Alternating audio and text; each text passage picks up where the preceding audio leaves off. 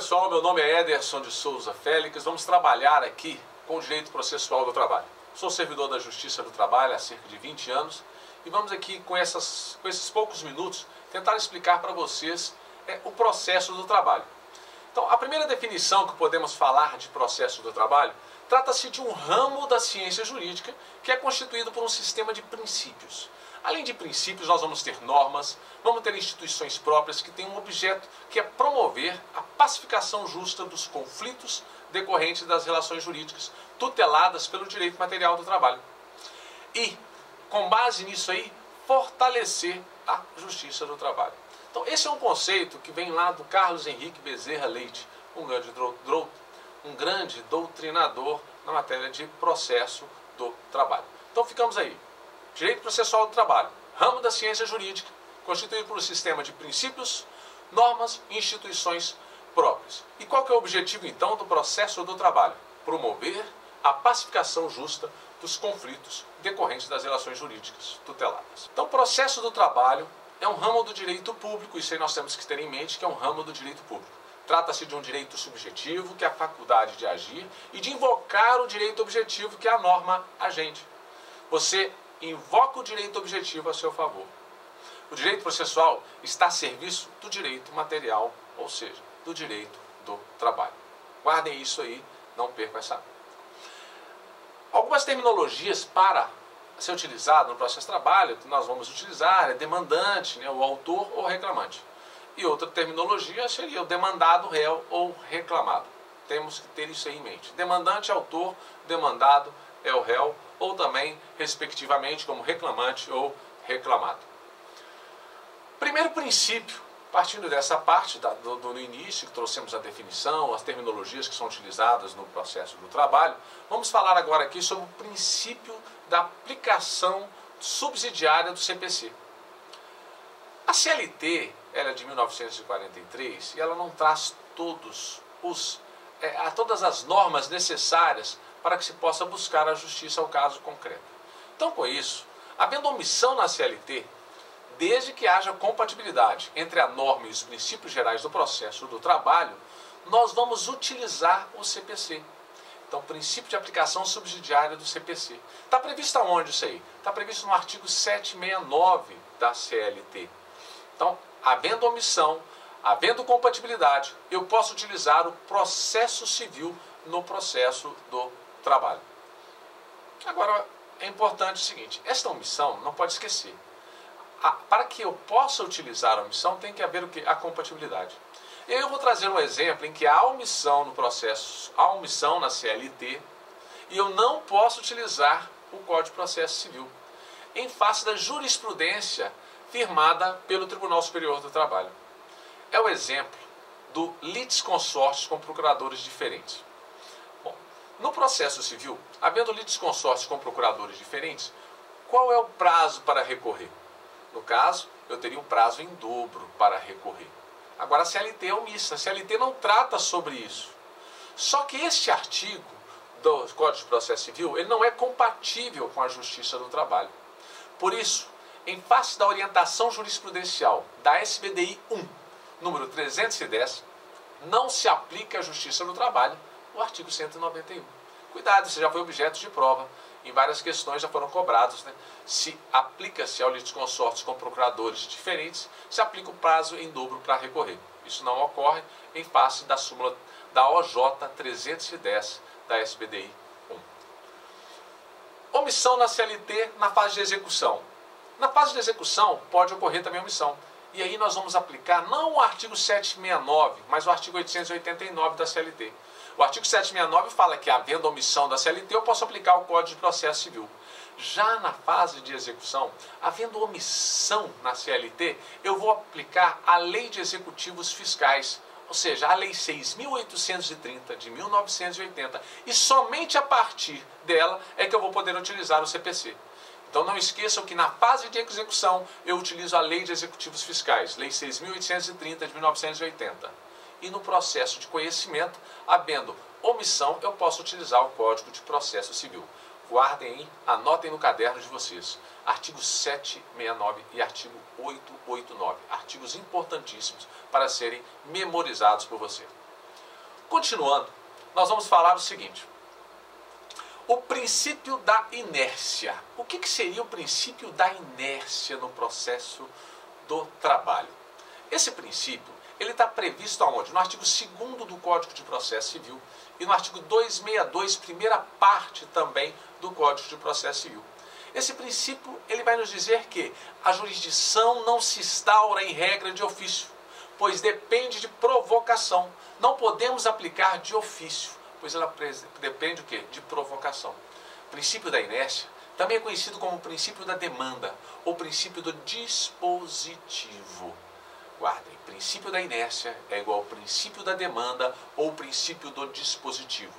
Significa que o juiz, em regra, não pode instaurar a jurisdição de ofício sem ser provocado. É importante relembrar que uma exceção com relação a esse princípio, que é o artigo 878 da CLT. A execução, de acordo com esse artigo, diz lá para a gente o seguinte: a execução poderá ser promovida por qualquer interessado, ou ex ofício pelo próprio juiz ou presidente do tribunal, competente nos termos do artigo anterior. Então, com base no artigo 878, pode sim a execução ser provocada de ofício. Mas, regra geral, nós temos o princípio da inércia. Significa que o juiz não pode instaurar de ofício a jurisdição sem ser provocado. Outro princípio do processo do trabalho é o princípio do inquisitivo, ou também chamado princípio do inquisitório, previsto no artigo 262, segunda parte, e no artigo 765 da CLT. O que nos diz o artigo 262? Diz que o processo civil começa por iniciativa da parte, mas se desenvolve por impulso oficial. O impulso oficial, o inquisitivo, o inquisitório, o impulso oficial. Significa esse impulso oficial que há ampla liberdade na condução do processo. Ampla liberdade na condução do processo. Ou seja, de acordo com o artigo 765 da CLT, os juízos e tribunais do trabalho terão ampla liberdade na direção do processo e velarão pelo andamento rápido das causas, podendo determinar qualquer diligência necessária ao esclarecimento delas. Este é o princípio do inquisitivo, ou também denominado princípio do inquisitório. Bom, passando para um próximo princípio, que é o princípio da concentração dos atos processuais. Significa que conciliação, defesa, instrução, debates orais, debates das razões finais e a sentença, eles são concentrados nos atos. Por isso que o artigo 852C previu que a audiência será una ou contínua, é o procedimento sumaríssimo no processo do trabalho. E o artigo 849 da CLT preceitua que poderá ser designada nova data, caso seja necessário. Mas a regra é que no processo seja utilizado uma audiência una, audiência contínua. O objetivo é a concentração dos atos processuais. A justiça do trabalho é a justiça mais célere.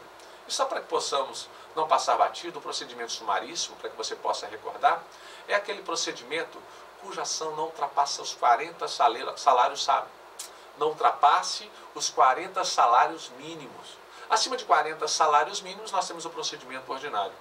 E até 2 salários mínimos, nós temos o procedimento sumário. Isso nós veremos mais à frente, então não vamos entrar muito em detalhes com relação a esse ponto.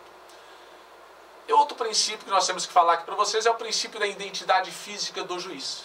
O princípio da identidade física do juiz está previsto no artigo 132 do CPC. E diz que o juiz que concluir a instrução julgará a lide. Julgará o conflito qualificado por uma pretensão resistida.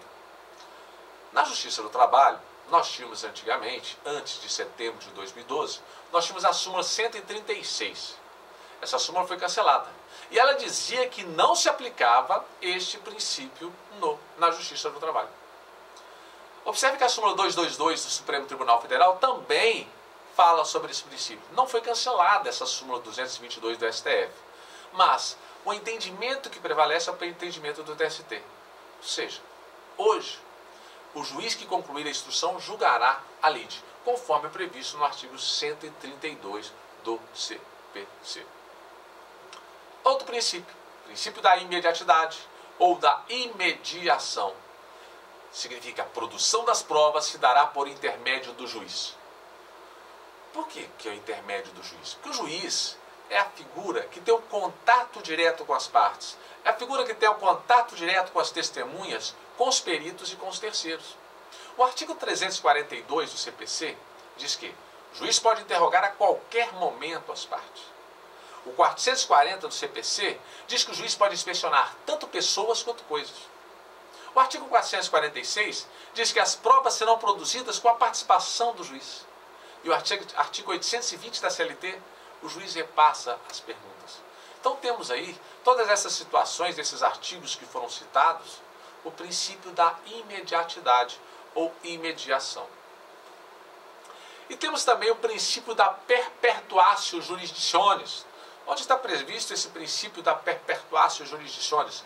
Artigo 87 do CPC. Esse artigo nos diz que a competência é definida no momento da propositura da ação, sendo irrelevante as modificações de fato e de direito, salvo quando houver alteração da competência em razão da matéria, em razão da hierarquia ou quando houver suspensão de um órgão jurisdicional. Exemplo que nós podemos trazer para o processo de trabalho, essa supressão de um órgão jurisdicional é a criação de uma vara do trabalho. Nesses casos, todas as ações serão deslocadas para o novo juízo competente. Exceção: quando houver alteração da competência em razão da matéria, todas as ações vão deslocar ao novo juízo competente. A regra é essa. Havendo alteração da competência em razão da matéria, todas as ações deslocam-se ao novo juízo competente, salvo se decorreu da emenda 45 de 2004. Pois, nesse caso, só vão ser deslocadas as que não possuírem sentença de mérito, em primeiro grau, quando da promulgação da emenda. Então, não havendo sentença de mérito em primeiro grau, aí nós não aplicamos esta perpetuatio jurisdictionis. Outro princípio, o princípio da estabilidade da lide. É o princípio segundo o qual há um momento final, a partir do qual não é mais possível modificar a petição inicial. Há uma estabilidade da lide, pois se a cada momento o autor pudesse modificar a petição inicial, isso complicaria a situação do réu. No entanto, é possível modificar até o dia da audiência no processo do trabalho, desde que antes da defesa. Então, até o dia da audiência, pode sim modificar a petição inicial, desde que antes da defesa. Nesse caso, deverá ser dado um novo prazo para apresentação de defesa quanto a essa parte modificada. E observando o prazo mínimo de 5 dias para tanto. Então, o princípio da estabilidade da lide não pode ser modificado. Então, mas é possível modificar a petição inicial? Sim. Até qual momento? Até o dia de defesa e antes da entrega da defesa pelo reclamado.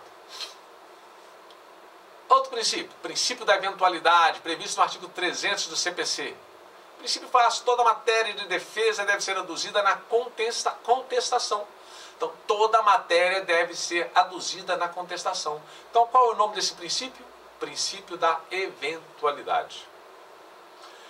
Já falando sobre o princípio da impugnação especificada, trazida lá no artigo 312 do CPC, todos os pedidos devem ser impugnados separadamente.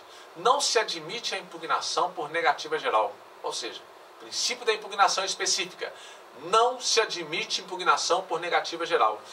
A parte, o reclamado, tem que impugnar pedido por pedido, com base no artigo 302 do CPC, que é o princípio da impugnação especificada.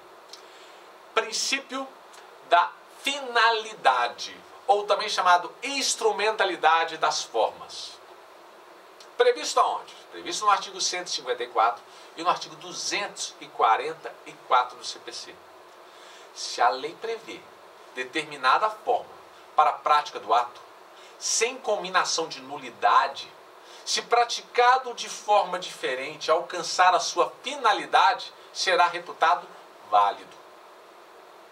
Então, se a lei prevê determinada forma para a prática do ato, sem nulidade, se alcançar a finalidade, será reputado o quê?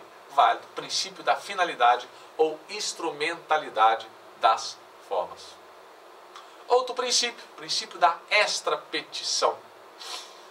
Significa que o juiz não pode, primeira coisa, o juiz, a regra, o juiz não pode definir mais do que foi pedido. Porque se ele defere mais do que foi pedido, nós temos a sentença ultrapetida. O juiz não pode deferir menos do que foi pedido. Porque se ele deferir menos do que foi pedido, nós temos a sentença citrapetida. E o juiz não pode deferir o que não foi pedido. Porque se ele defere o que não foi pedido, a petição será extrapetida. Aí nós temos exceções. É com base nessas exceções que nós encontramos aí, denominamos de princípio da extrapetição. Mesmo que não haja pedido, o juiz pode deferir juros e correção monetária, previsto lá no na súmula 211 do TST. Vejam lá também o artigo 293 do CPC. Então, juros e correção monetária, fixação de gozo de férias por sentença, fixando pena diária 5% do salário mínimo, previsto no artigo 136, parágrafo 2º da CLT. 1/3 constitucional de férias, entre outros também, podem ser deferidos sem pedido. Daí o princípio da extrapetição no processo do trabalho. E a verdade real, esse princípio da busca da verdade real. É buscar descobrir a verdade real e não a verdade formal. O objetivo do processo do trabalho é descobrir a verdade real. E nós vamos ter outro princípio lá na frente, o princípio da primazia da realidade. Nós vamos comentar mais posteriormente. Princípio da irrecorribilidade imediata das decisões interlocutórias. Nós temos um princípio da irrecorribilidade imediata das decisões interlocutórias. Regra geral, no processo do trabalho não há recursos das decisões interlocutórias. O que são decisões interlocutórias? São decisões proferidas em incidentes processuais. Então, algum incidente, a parte, em regra, não tem recursos das decisões interlocutórias.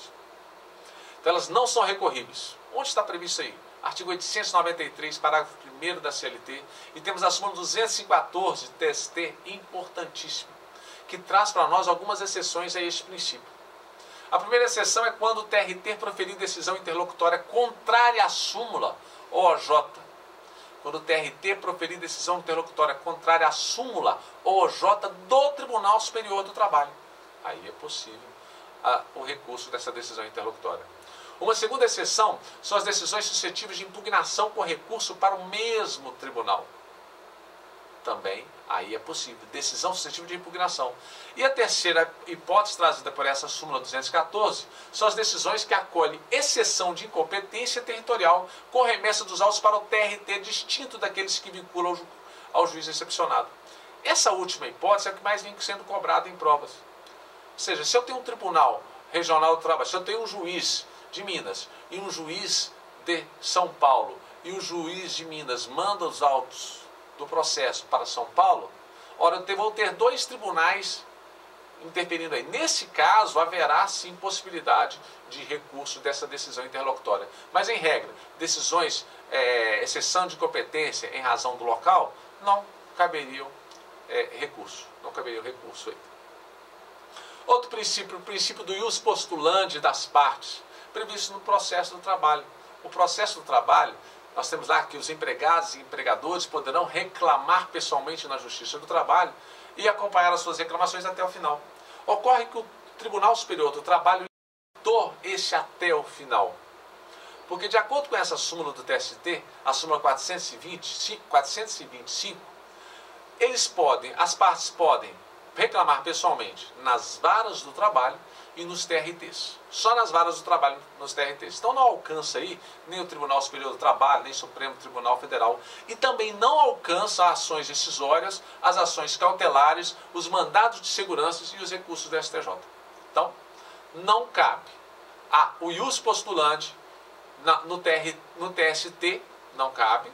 E não cabe para ações rescisórias, ações cautelares, mandados de segurança e recursos do TST. Então, não cabe aí. Outro princípio é o princípio da conciliação previsto no artigo 764 da CLT. Todos os dissídios, seja eles dissídios individuais ou dissídios coletivos, eles serão submetidos à apreciação da Justiça do Trabalho. Então, todas essas ações, dissídios individuais e dissídios coletivos, estão sujeitos à conciliação. E a proposta da conciliatória, elas são obrigatórias em dois momentos, as propostas. Dois momentos são distintos. antes do recebimento da contestação. Então o juiz tem que perguntar às partes se há uma conciliação, se há uma possibilidade de acordo. Não havendo possibilidade de acordo, dá prosseguimento ao andamento da audiência. E após as razões finais orais, ele também tem que propor novamente a possibilidade de conciliação ali. Isso está previsto no artigo 764. Então isso é obrigatório, o princípio da conciliação. Outro princípio é o princípio da preclusão, previsto no artigo 245 e 795 da CLT. Ou seja, a nulidade dos atos deverá ser alegada na primeira oportunidade.